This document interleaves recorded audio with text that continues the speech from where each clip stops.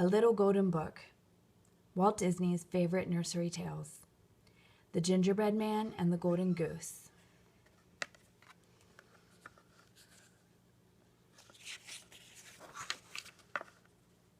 The Gingerbread Man. One day Daisy Duck was very busy in her kitchen. It was Donald Duck's birthday, and she was baking him a special treat. She was baking him a gingerbread man.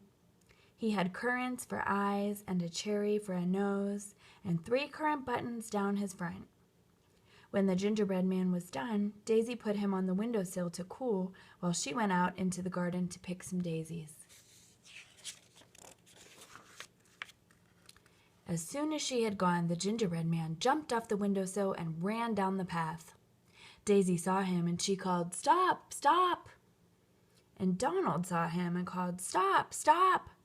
But the gingerbread man laughed and shouted, "Run, run as fast as you can. You can't catch me. I'm the gingerbread man."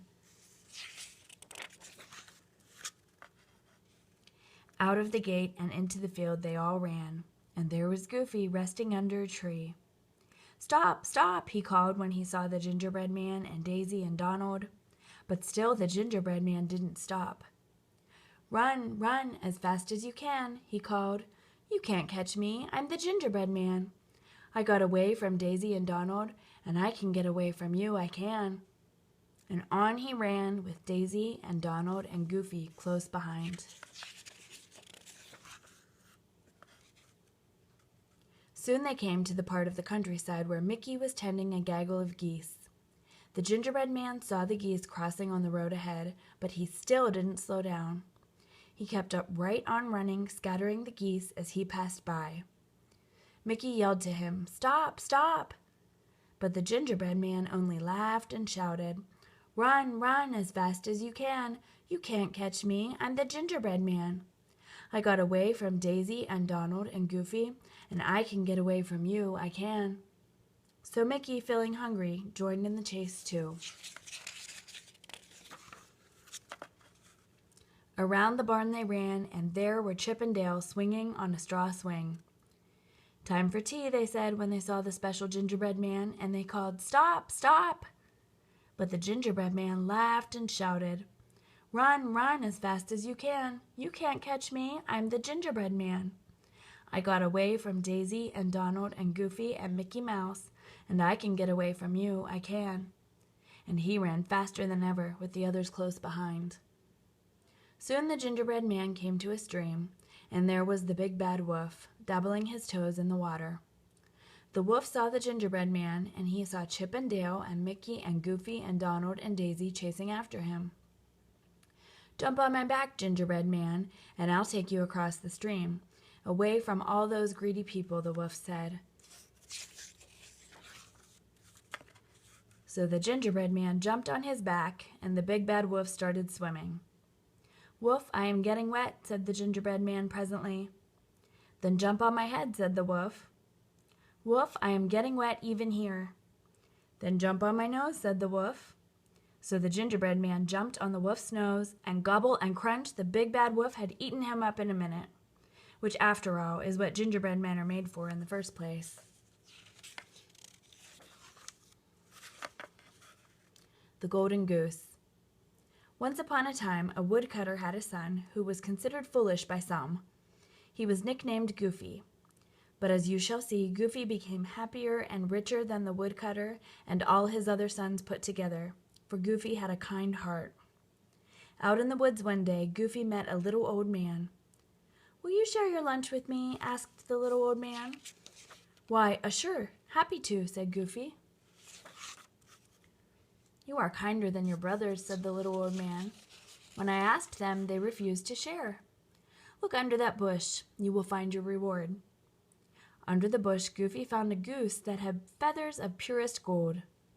Goofy took hold of the goose's leash and set off to see the world.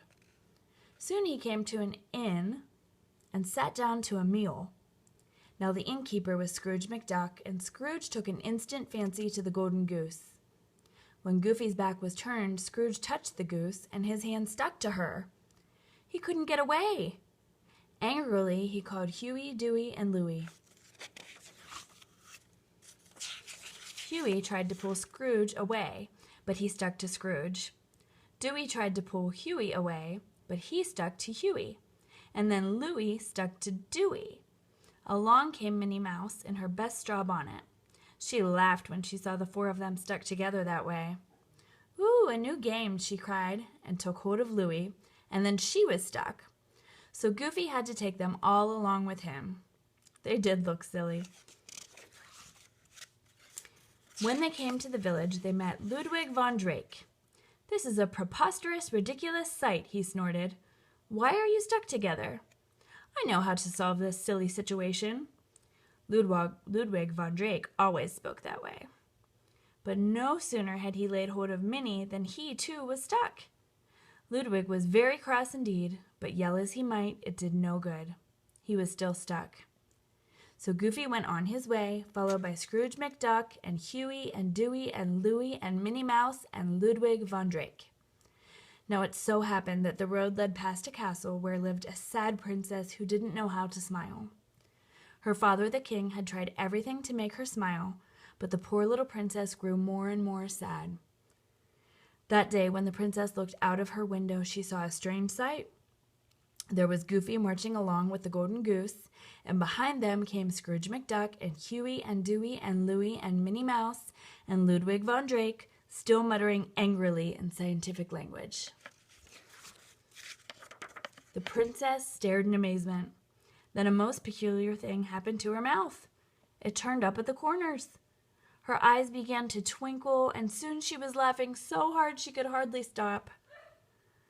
When the delighted king saw what had happened, he invited Goofy and all the others into the palace for tea and cakes, and he told Goofy he could have any reward he wanted.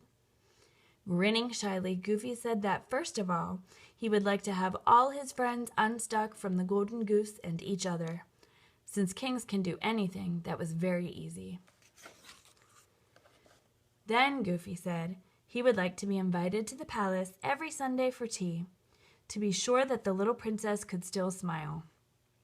And that is how Goofy, with his Golden Goose, became very rich and happy, even though he was considered foolish by some. The end.